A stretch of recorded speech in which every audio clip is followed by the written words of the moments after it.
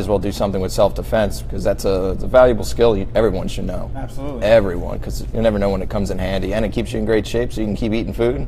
Like, that's one of the good things in life, is eating plenty of food. So if you have to work out, do something fun.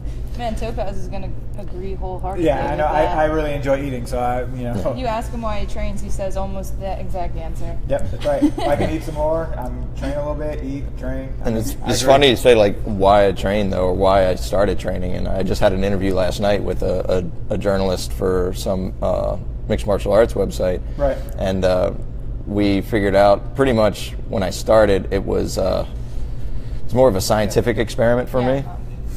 To just explore the realm. Scientific experiment just to explore the realm of fighting originally, because that's how everybody gets into jiu-jitsu or boxing or anything individual. They want to learn how to fight because it's all they see on TV. So I think we quoted at, it's a science experiment that unfortunately was successful. Nice. Unfortunately. So did you mention, I might have missed it, how long you've been training total? 6.5 years. 6.5 years. I know we were both training together for a while. So for those of you guys that don't know, we actually met training here at Ground Control, where we're sitting at. Actually not this location, but a couple doors down. But with Ground Control many years ago. Met Jesse, and we've trained together off for and a on. while since, yeah, off and on. Because you're always going away or I'm away, and then we always meet up again. Yeah. So, okay, so let's talk about going into your fight. So for those of you guys that aren't aware, Shogun 17. Yeah, I believe it's 17. There's so many, I can't count that high. Coming up. Before we get into your planning and preparation for the fights, let's talk about where they can get tickets if they don't already have tickets. Tickets, you can always go to, on my website, jessestirn.com, just as my name's spelled. You can always pick up the tickets from me. Just send me a message or go on Facebook and send me a message. For anybody that doesn't know, the tickets that I sell, I get a small percentage of. But if you do not want to take that route, you can always go to shogunfights.com, get them through there, get them through Ticketmaster, and then also valuable options. So how long have you been fighting on Shogun Fights? 3 years, 2.5 years. I don't know. I haven't really done the math, but I've done 6 shows for them so far. This will be the 7th, so at least twice a year.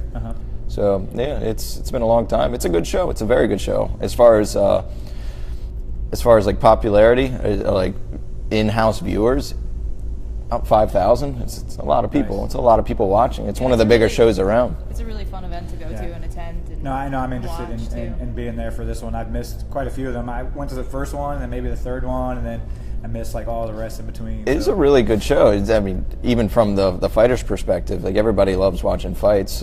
Especially there's usually a lot of knockouts, which it's fun to watch that as well. But as far as behind the scenes, it's ran very well. I've been to many other shows, and Shogun, they think of all the details you need. You don't want for anything in the back. That's awesome. If you need ice, it's there. If you need some kind of snack, it's there. So no complaints on that end. It's a good show. Very good show. Awesome. So talking about that also, let's talk about, I know I bumped into Jesse yesterday. We were at a festival downtown, and I was... You don't have to disguise it. It was a beer festival. Okay, well, there we go. It was at a beer festival downtown. I was drinking water. I don't know what he was drinking, but... Yeah, it was water. Yeah, it was definitely water. So, but yeah, so I kind of went right into, I'll say work mode, right? And I started asking him questions for today, and he's like, yeah, I've been talking about that often. So I was talking about training and how you balance having a real job, training, and preparing for these big fights. And I know you said you were on the show the other day and you mentioned it already. You've probably talked about it ad nauseum leading up to it. But I think for the people that actually kind of watch right now, it's something good for them to hear. I think that's the kind of thing that they have to realize early on, that, hey, it's not easy, because I'm sure it's not. The money's not just flowing in. No. And so from your perspective, I wanted to see if you could give us a take on, hey, I'm brand new to this. I'm thinking about the fight game, and I want to make this a feature. What are some do's, don'ts, and be cautious about? I guess we'll talk about what you should do at the start. As far as when you start training, take it easy, take your time with it, and take as much as you can. Don't stress about becoming as good as you can, as fast as you can, because that's not the point. You need to intake the information and take time slowly working your way into it. And then eventually, if you ever want to get into competition, this is any competition, doesn't matter what martial art it is, or if it's mixed martial arts, once you get to that point, you obviously have to put more time into it in order to do well. And I guess the good thing about doing MMA or even Muay Thai is that if you are more determined to put the training involved, because if you're not well trained, you get damaged. You get damaged hard, and it's not fun. So to keep my nose from breaking, that's a good incentive to work hard and train hard. Yeah. And it's still no guarantee that it won't break, because it has before in the past. But unfortunately, I was at a point in my career where I was working a full-time job, making good money, doing the training, and also getting the fights. But that was a good 2 years of my life, and that's all I did. That was literally all I did. There was no time for friends, no time for family, or even relationships suffer. Relationships always suffer, right? Especially when you're at high level competition. As far as not saying high level competition, I'm saying the time you put into it. No, absolutely. Right. And right now, it's since the mixed martial arts world doesn't pay a lot, it's more heavy on the promoters' end. They make more money than the fighters do, and that's all the way up to the UFC level. That I am in an unfortunate spot that I need to work less to train more to fight the more elite athletes. So I'm actually getting poorer and poorer as this career progresses. So that's always a huge worry, and then the stress adds onto that. Let me cut into you for a second there, because you say you're getting poorer and poorer. So most people think that, right? Once you win a couple tournaments in jiu-jitsu, or once you win a fight or two, get a 3-fight streak going in MMA, the sponsors come flowing in and the money comes flowing in. No. So let's break that down and be realistic not at all. about how that works. Well, I'll tell you this. Sponsorship and sponsorship opportunities are definitely not based on your skill.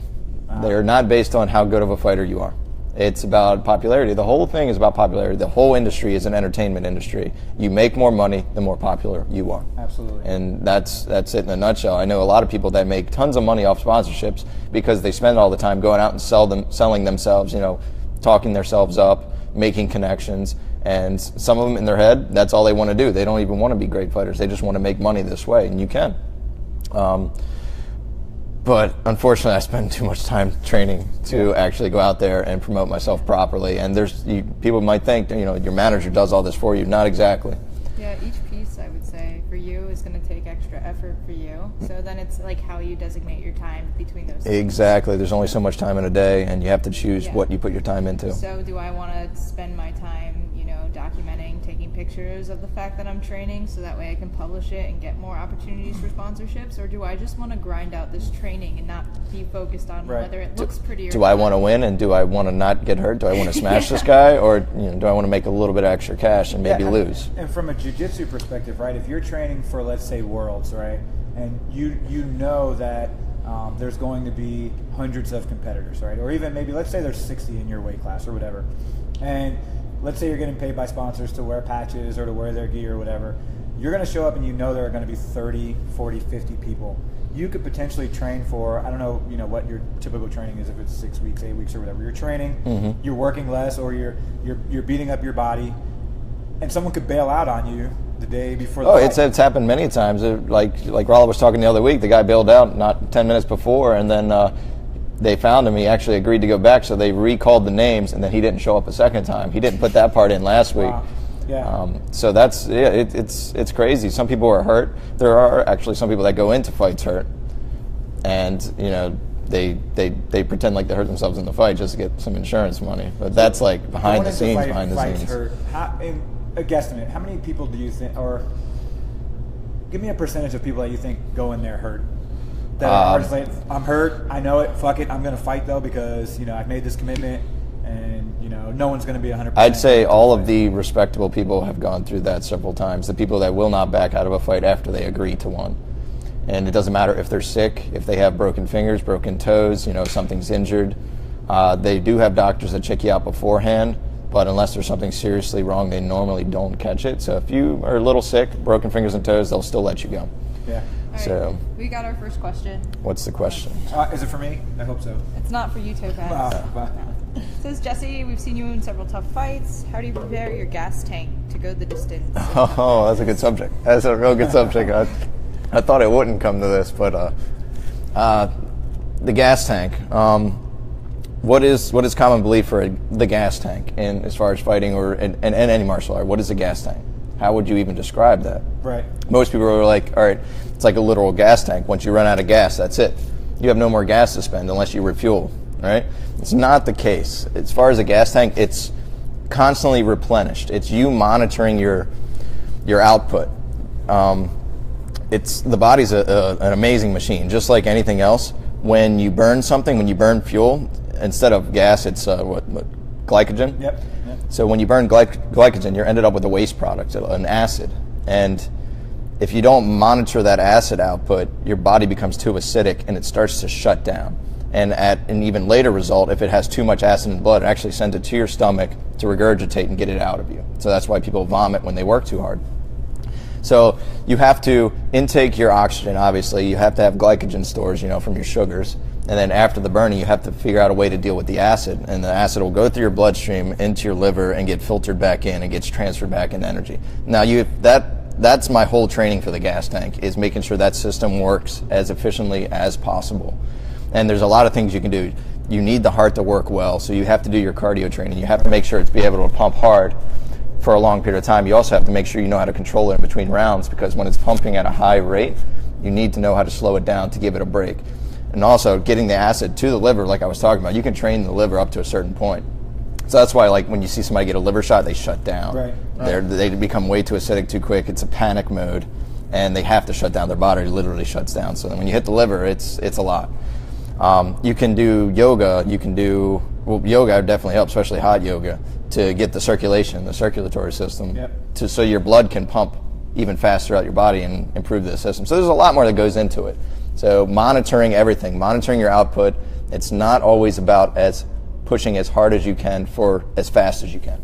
Monitoring. So how much does that influence your fighting style? Actually, first, that's everything. Let's kind of explain your fighting style for those people who may not have ever seen you fight before. How would you describe it? Fast pace, definitely. Relentless? Yeah, definitely. Oh, yeah, the trademark of my name. Yeah, relentless. Relentless is not always because of the pace; it's because of the positioning. A lot of people don't know that. Is that I'm always barely out of the range of the opponent, and I'm always shifting and in and out, but not always committing to in and out. So in their mind, they're always on alert, which messes up with your breathing. So while they never know when I'm going to attack or when I'm going to counter, they cannot take a break mentally, which really messes with people. So as far as being relentless, that's more what I went into. That's going to be the entire fight. Right. I'm going to be pressuring you, not so much physically by touching you or pushing you. It's by just making you, work. Yeah, get it. No, that's awesome. So let's flip it just a little bit. I know everybody sees Alex sitting here and she's kind of being quiet. So it's a change. Yeah, we're gonna get her active for a little bit, and then we'll come back and talk to Jesse about some other training tips and advice from his perspective. But Alex, let's talk about what you have going on, where you were this past week. Yeah, what happened last weekend? Not really. We're not going to talk details, but just about your trip and how everything went overall. Yeah. Okay. So I went up to compete in no-gi pans. Nice. Where was that at?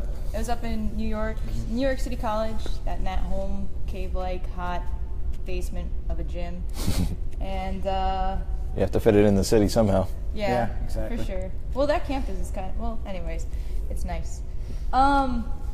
Went up there. I only had one person in my weight class. I was pretty excited to have the opportunity to fight her again. She actually knocked me out of a gold medal at No-Gi Worlds last year at my belt.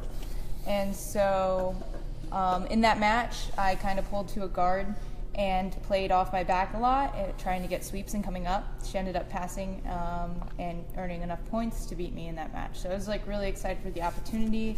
This opponent had been pushing all year, competing a lot actively. I was really looking forward to it. And it was time to go. And I would say within, 10 seconds into the match, she had shot a takedown. I kind of circled towards taking the back, jumped, and then as we came to the ground, her foot got stuck, resulting in a knee injury. Yeah. And it was just really, really unfortunate. I'd never been a part of a match like that. I did one time put in a deep De La Riva hook on somebody that turned their knee, and they kind of retched in pain. Right. And we restarted. That girl ended up grappling the whole rest of the match, but I never had somebody just get immediately injured. It was really, really unfortunate. It's never how I'd plan to win. It's never what you look for when you're fighting in jiu-jitsu. So neither in the MMA field. We're all friends. Like behind the scenes, we all just don't want to get hurt and beat the opponent. As far as like permanent injury, that's never good ever. So I want to it was like, honestly, and I had been talking to Bruno before fighting, and then also with Bryce, like we were like kind of tussling around before the match, and I was like, okay, like I'm not gonna pull guard this time. I'm gonna try to get something in. Yeah. And so she shot a takedown. I did a half-ass bad sprawl and circled around. I mean, this all happened so quickly. The clip's online if you guys want to go find it. But I wanted to talk, and the reason why I brought it up is because I wanted to flip a little bit to talk about jiu-jitsu and then flip it back to MMA, because I wanted to say, hey, we look at the competition footage from ADCCs, and then we look at the competition from No-Gi Worlds or whatever, and you see that style. But I wanted to flip it and ask you where. So I'd like to talk more about the jiu-jitsu side of it. Like I believe that's where my question was going. So I was going to ask you where do you see it falling? It's a tough life. We we were just talking about sponsorships and all.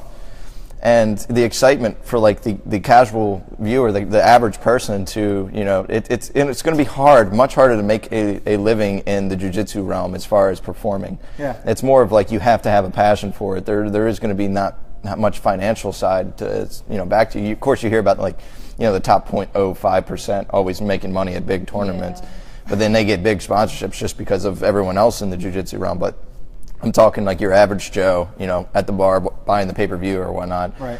They're not going to know what's going on. You have to really experience jiu-jitsu, experience it, try out a class, go to school, try out a class, and experience it, or just research as much as you can, and in order to know what's going on. But everybody enjoys like just seeing someone get knocked out in MMA. Everybody understands that. Okay, this guy knocked that guy out. It's cool. Now, do you actually take that into consideration when you're going in? Like, hey, I need to be exciting, so I'm going to try to keep this standing as much as I can, or is it just like I'm going out there to do, whatever I need to do? My intentions are a little bit more sinister. Honestly, I'm interested. I'm all ears. So. As far as my bad place, it's kind of like it's pure evil. It's definitely pure evil as far as fitting into my style. Yeah. I'm not looking to go out there and finish early. Sometimes it does happen. Someone makes a mistake, and if it's there, obviously take it. Don't let it go. If you're going to win and double your earnings, don't let it go.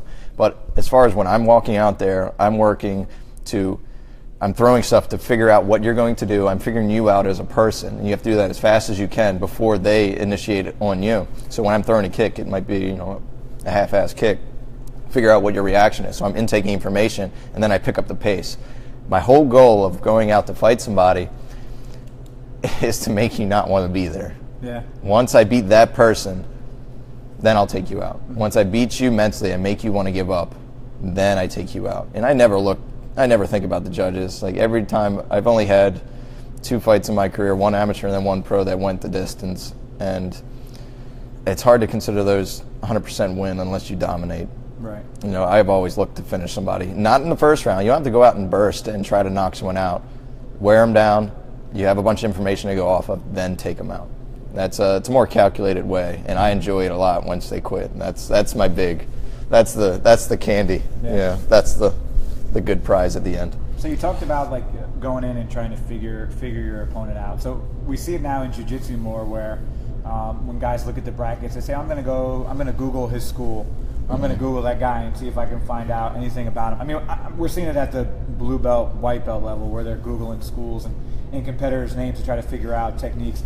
How much video do you actually watch, and how? I watch video, but it's more for a different reason, and that gets into the difference between MMA and jiu-jitsu. I watch to get the nerves out. No matter who the opponent is, I watch it to see their face, to see their nasty highlights. Yeah. So I can get scared. Everybody gets scared. I get those nerves, and I keep watching the tape, and I keep imagining that fight. Not so much exactly what happens, visualizing it. So I get used to that guy. So you can settle. So I can settle. Once I get in there, I'm a lot more calm. as far as researching, and when people do that, I used to do that as well. Don't do that so much anymore. Just really just tailor your game. Just constantly improve your game over time. I mean, you can intake information, but when you spend too much time doing that, you get out of a mental mindset and you start freaking out about little things you shouldn't be freaking out about. Right.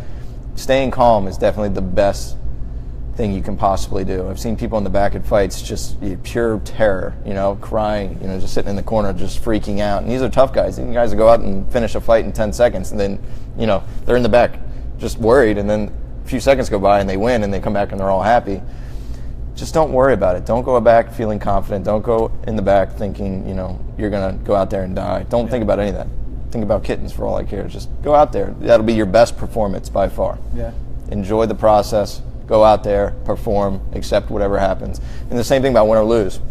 I had a guy at WK's the last weekend. He, right before he walked out, he's like, I got to win. I'm like, why do you have to win? Why? If you go in thinking you have to win, there's too much pressure right there that's going to actually affect your game. Don't think about that. Enjoy it. Never be worried about winning or losing, especially in jiu-jitsu when you compete that much. Yeah. If you're going to lose, everybody loses. Like, Floyd Mayweather's still not the best. He has a good record because, he is good. He's very good. But, there's people out there with 350 wins and, 10 losses. I'm more scared of that guy. Yeah. So here's a question that just came in too. Do you find that research of your opponent builds them up to be bigger than they really wind up being? Yeah, always. Early in my career was my second amateur fight, and then I was asking our good coach Ryan Mackin about how does he look at his opponents? Did he? Yeah, I saw is he still there? He may have dropped us because he doesn't like us, but yeah. He was here earlier. So. Yeah, what's up? Then he told me, it's like every time I hear about an opponent, he's got 6 arms for all I know. Like, that's what I'm thinking. I'm thinking he's got 6 arms and I have no idea what to do. What did I get into? And that's how everybody feels. They're always going to feel like that person's way better than they think they are. But I'll tell you this. I always recommend going and fighting somebody way better than your caliber, or going to train with somebody way better than you, because then you realize everyone's human. Right. Everyone is the same. They all have the same, personality, reaction. Everybody's human. They make mistakes. Don't look at them as a god, because it's going to hurt your game. Just perform the best you can against them, and that's helped me. I've always had better fights against better people. The better they are, the better I do. Pulls it out of you. Yeah, it pulls it out of you. So is there a panic mode moment all the time? Yeah. Oh my God. I mean, late in the fight, and you're like, okay, this is more like early in the fight, because after the reactions happen, that's the good thing. That's another thing that keeps me calm in the back and while walking out is the fight or flight that everybody's always talking about. Yeah. It's there, but when they lock the cage, there is no flight. What's worse, tapping out? Am I going to tap out and give up right then and there before the fight even starts? No, that's just like social suicide. You're never going to do that, even though you're scared. Because when the ref asks you, "Are you ready? Are you ready?" In your head, you're like, "No, I'm not ready. Yeah. I am definitely not ready for this." Because it's just not that normal to be put in a cage against another person. So how do you? This is another question that came in, but it kind of parlays right off that. How do you keep your mind set? And how do you think about, or do you think about winning, or just your strategy, and plotting ahead with this is what's the game plan? Neither. I never think about winning. When you think about winning, that pressure game comes up, and especially if you might think you're losing. I've seen people in fights think they're losing, and they're obviously winning because we get the outside view, and you feel like you're just not doing so well in there. I've seen that happen. As far as keeping to the game plan, if you're thinking about the game plan in there, in my opinion, you didn't train enough. Right. The point of training is get it to the point where it becomes a part of you. You're just going. Everybody's talking about the red layer and the black layer of consciousness, and even if you're knocked out, you're still doing it. You need to have it drilled to the point where that's it. And you shouldn't really be thinking at all. You should be analyzing it and taking information. That's why I suggest doing, say, a basic 1-2 over and over again till you literally don't think about it anymore. When people are holding pads and they say do the 1-2, I don't do voice commands anymore. I just do off of reaction. Yeah. Boom, boom. If you do that enough, you don't have to think about what you're doing. If you're thinking about what your body's doing, you've already lost. I think that is so. You're behind. Yeah. That's so important for jiu-jitsu as well. We talk about it all the time. It's all these things that you're saying are definitely views. There's so much shared opinion that you have with the way you think about fighting, and I know these are conversations we've had, just before, just casually, because we can relate on that level. But yeah, they totally overlap in that way. They're all the same. All martial arts are the same. They might look different, but they have the same principles. It might be just on a different playing field. But like coming out, thinking about winning instead of thinking about like, I like to just think about doing my best jiu-jitsu, you know, like, and then whatever happens. And then like training with opponents that you know are better, obviously. That's something that I try to do every single day here. Like just so many of the things are overlapping themes with you know, getting mentally prepared for fighting or just like going into a new match. And practice. The more you compete, the more you know, put yourself in a position to experience all the nerves and everything, so you get to, you know, to know the nerves better and you handle them better. So it's just like you can practice competition. You can practice that by doing it more. Mm-hmm. Right. Being settled, showing up. Even like now I realize going to the same place, when I compete in the same place, like going to the New York gym, I know what the gym looks like. I know where the locker rooms are. I know where the water fountains are. Yeah, you're like familiar with the location, all that stuff. Yeah, you're not worried about where am I going to park? It just makes me, all the extra stress involved. All that little shit. It just makes me feel so much more like this is fine. Okay, we just got another question. So this question is there a fighter that has influenced your style? I know your jiu-jitsu looks like mine, so I'll take credit for that. No. My jiu-jitsu is... Yeah, not even close. Not even close. Jiu-jitsu is definitely slacking in my department right now. We can talk about that later as far as like, you know, how to train. As far as training, you always pick up and learn from, you study many different styles so you can understand them all. You don't have to use them all. Understand them. That's like one thing about people going into like mixed martial arts that are like one-sided, you know, they're just one thing, like say a boxer went in. You need to understand the rest. I don't care if you use it or not, you need to understand them. Influential, I'd say not so much one person, but one fight. It was Dominic Cruz versus Uriah Faber 2. It was a second fight. The fight was, you know, a traditional mixed martial artist, you know, Uriah Faber versus, you know, Dominic Cruz, which got a little funky style. He doesn't finish a lot of people, which I don't like, but he opened my eyes to footwork and how important it is to be unpredictable and be unique. Because if you're doing the same thing everyone else is doing, you have to compete with them at that. Why not flip the script and bring a new look that nobody's seen before, and then they're just baffled and they're sitting there stunned while you're, you know, working them to pieces. So that was that moment was a good moment for me. Yeah. And what we were talking about as far as like training, what was I saying? Yeah, basically influence your style or your. I got another question. It's actually mine, but I wanted to type it in there so that everybody could see it. Because you just hit on, like if you're just a boxer and you're coming in, or if you're just a wrestler and you're coming in, you're making that transition. Mm-hmm. So as a fighter, I'm interested to know your opinion of Conor McGregor's performance against Floyd Mayweather. Shit. Out of all the questions, why that one? I'm just interested, you know. I always find suspicion in outcomes. As far as the outcome, both sides didn't get diminished from the result. So It could have been planned. They could have an agreement, and you can always just on the fly decide, you know, when you want to get tired or things like that. But mixed martial arts didn't look dumb. Yep. Conor McGregor didn't look dumb. Yep. And Mayweather got the win and the finish. Both sides looked good. So the chances of it made a lot of money. The chances of that being pre-planned, that's high. Yeah. That's high. Do I think McGregor had more in him? Yeah. Do I think Floyd, you know, probably should have stayed out of, you know, in retirement? But when you're making an extra $300 million, you're going to come out of retirement. Yeah. So that's my opinion on that. Yeah. No, I mean, I think that's a good view. I mean, you're probably not the only person out there thinking the same thing, because as you laid out the points, that they all make sense. You know, and anybody who watched the fight could see that Conor performed at a level that, like you said, that was not embarrassing to mixed martial arts, and it went long enough to, you know, keep the influence going. And people who weren't really familiar with the fight game thought it looked real. Like, you know, there was definitely a lot of red flags that indicated that to me, at least. But as a fighter, you see things that like the casual fan, they don't know. And this fight had a lot of casual fans. You know, they just tuned in because of the popularity of these guys on both sides, or the hatred, whichever way you look at it. And the real moment that made me thought of this before the fight actually happened was because when Conor McGregor was asked if he was going to bet on himself, and this was the first time he said no. This is the first time because he knew a lot of Irish folk were going to bet on him, so Yeah. he didn't want to give them, be like, hey, that extra incentive to. Yeah, to go out there. And, Yeah, I mean that's all like conspiracy theories though, but you never know. So what we'll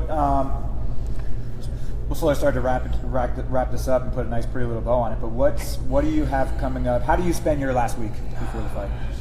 Wait. Dropping a lot of weight, a lot of weight. That's probably the worst part is actually making weight. There's a lot of people out there that don't really know about it, and I won't get into details. No, it's not healthy, but you can make it as healthy as possible to give you an advantage, and it varies from sport to sport. And Before we go into how much do you normally drop for a fight? you diet down to, I call it, reaching distance, and then I personally lose about 18 to 20 the last 5 days. Yeah. Wow. And people do more, people do less. I wish I could do less, but I'm too small for 45 and I'm too big for 35, so I gotta deal with that. Yeah. And it takes a lot to go into it, and you have time to rehydrate and get back up to a healthy standpoint. So I'm not going to get too far into that because everybody's going to be like, oh my God, what are you doing?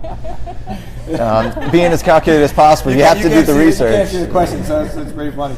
Because everybody's going to ask for some trick to lose weight. I've seen people that are like, oh, how do you lose that much weight in 5 days? Like, how can I do that? Because I got to drop some fat. I'm like, it's not the same thing. Oh, and another thing, when people say, oh, I'm on a weight cut, I've been in it for 6 months and I've lost 30 pounds. I'm like, no, that's weight loss. Yeah. That's not a weight cut. But you did start out by saying, hey, it's not healthy.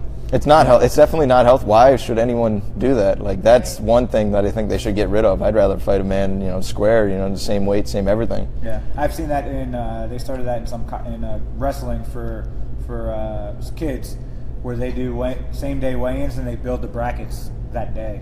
Mm-hmm. That way you don't have kids that are cutting weight.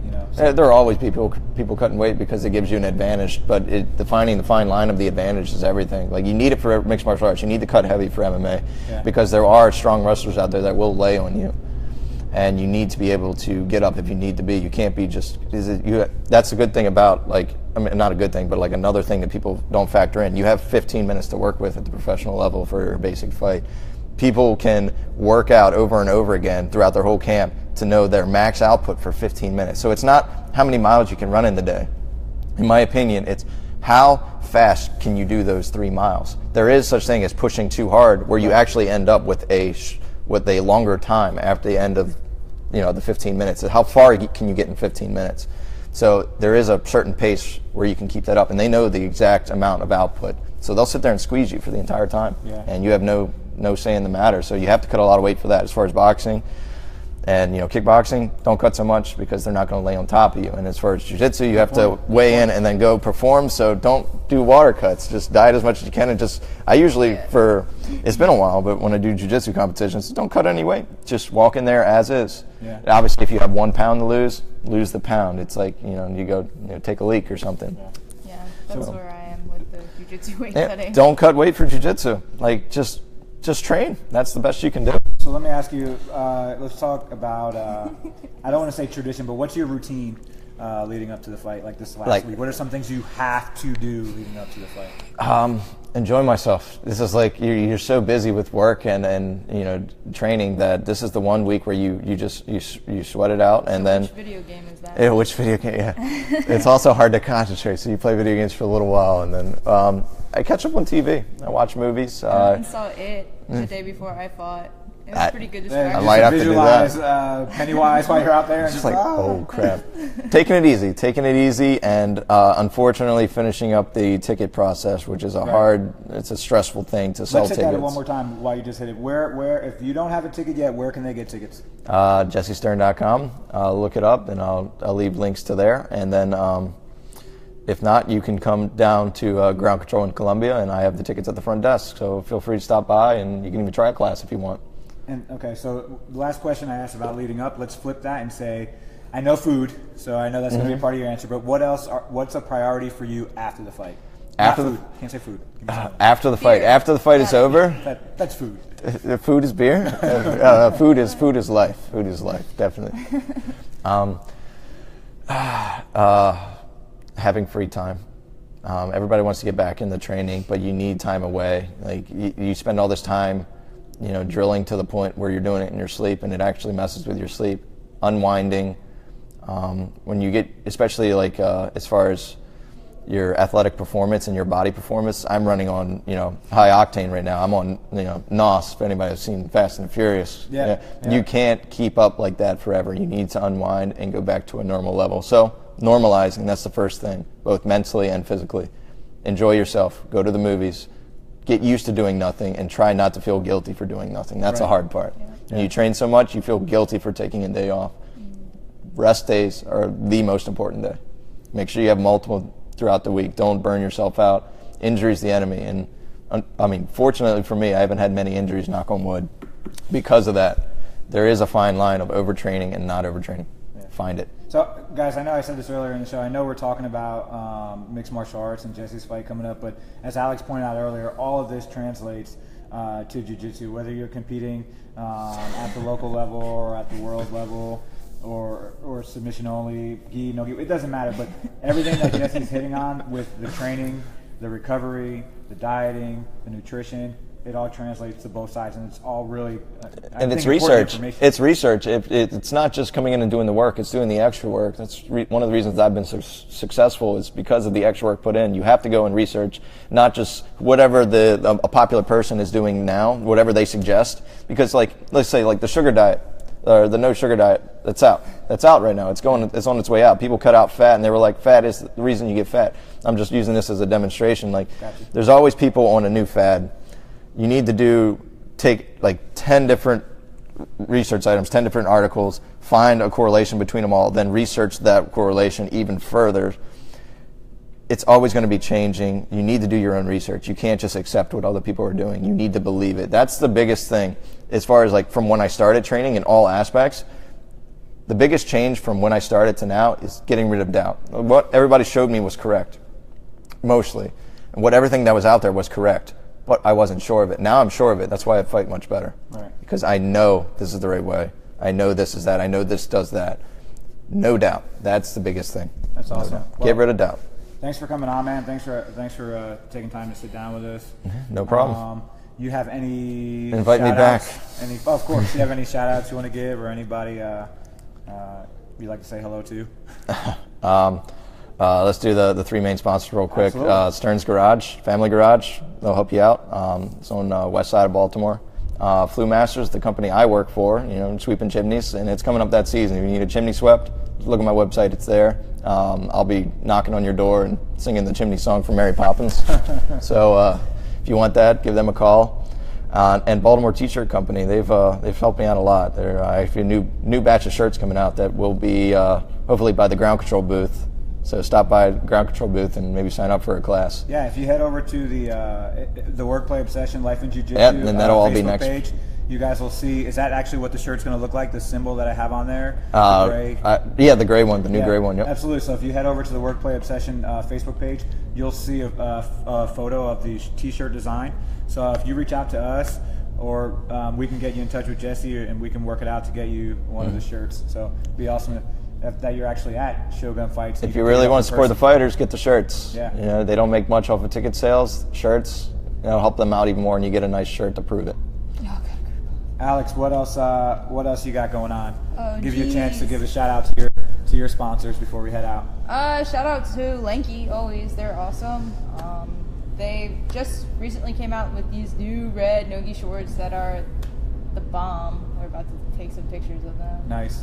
You might not know that. But, yeah, they've been awesome. They helped me to get to no-gi pans, and they've just always been supporting me. I'm going to try to see if I can set up one of these super fight things. But if I can't, then I'm going to be chilling on the competitions until next year sometime, taking time off. I really want to go back in, work my different things. Yeah, so, learn, grow, take that recovery time that Jesse was talking about. Absolutely. So I'm going to try to make time slow down a little bit. I've been commuting a lot more lately. I moved recently, and it causes me to drive like over 3 hours a day to get my training in. And so now I'm going to be just kind of trying to enjoy it more. And there's so much more to talk about. It's all flowing in my head. Please invite me back, and we'll have another juicy session. So please. We're going to have Jesse back after the fights, and we're going to do a quick rundown of the event. Then we'll talk about If I don't ask Bryce this question, I think his head will blow up. So I'm gonna ask it. Would you rather fight 2 TJ sized Elijahs or 1 Elijah sized TJ? TJ Trent, that is. He's talking. Yeah, about. TJ Trent. I think he knows. Yeah. Would I rather fight? That's both scary situations. Neither, but seeing 2 mini Elijahs coming at me, that's also pretty scary. Yeah. 2 TJ sized. Yeah, 2 mini Elijahs, or 1 big TJ. I'd probably fight the big TJ because that's less to worry about. Yeah. So as we kind of wrap up, I've got a few things. So one, we still have shirts. Alex has one on. I got one on Workplay Obsession. You can head over to the website, workplayobsession.com. Facebook, Workplay Obsession, Life in Jiu-Jitsu. We're on Instagram. We're on Snapchat. We're everywhere. Second, I want to say thanks to Rocky's actually here. You guys can't see him. He's off camera, but thanks for letting us use Ground Control Columbia to shoot this. Also, Trap BJJ, where this is streaming from, guys. Elite level instruction. Black belts from around the world providing video instruction. You can download it on Android, iPod, iPhone, computers, whatever you want. Take it with you. Watch it. Get better. Use our code WPO50, WPO50 for 50% off for 12 months. And we'd really appreciate that. I think that's it that we have going on. Oh yeah, if you wanted to get yourself a pair of those lanky shorts, you can use Alex GC for 10% off. There you go. On that lanky page. Alex GC on the lanky page, correct? Yeah. Awesome. So before we wrap up, guys, any last questions? We got I don't know. We have time, but any last questions, we'll answer them before we shut off. Yeah, we'll just sit here talking amongst ourselves. Yeah, we're going to be sitting here talking amongst ourselves anyway. I hope for more questions. We're getting to juicy Jesse doesn't want to go. juicy details that are on my mind. God. So, but the plan is, guys, after October 7th, we're going to bring Jesse back, and the plan is there. So start putting your questions together now, and we'll be ready. Tell your friends. Yeah, so he wants to know, what do you mean? I don't know what you mean by future. My future in kickboxing? Just making statements. Yeah, that's a statement, not a question. But future? There we go. Do I have a future in do you have a kickboxing? future in kickboxing? I hope so. Like I said, I've been to Thailand. It wasn't for long enough. I enjoyed my time. It's there's nothing like it. I'm talking with the music. That's just Muay Thai. But as far as kickboxing, I consider it close to the same in my mind as far as competitiveness. Yes, I want to get into that side of the field. Just MMA, you get hurt less, and it pays more for now. Awesome. Oh, I do want to give one last plug. I know that since we're sitting in Ground Control Columbia, I don't know how many of you guys out there know Coach Mackin, who's up at Owens Mills, but he just started a new takedown clinic that's running on Sundays, I believe. If you head over to the Ground Control Owens Mills page, you can check that out, get that information there, or hit them up on Facebook. Really good opportunity. And he's got knowledge in both, extensive wrestling knowledge and jiu-jitsu knowledge. So as far as how that works together, he would be the one to ask. Cool. So last comments, alibis? I was going to say that I think he's setting it up to also benefit the fighters that are trying to get out to Europeans this year too. So I think that's just a really overall good opportunity to take advantage of. So. Okay. Alibis? No, all right, good. guys, We're that's good. all we have for today. So until next time, thanks for dialing in. Keep grinding.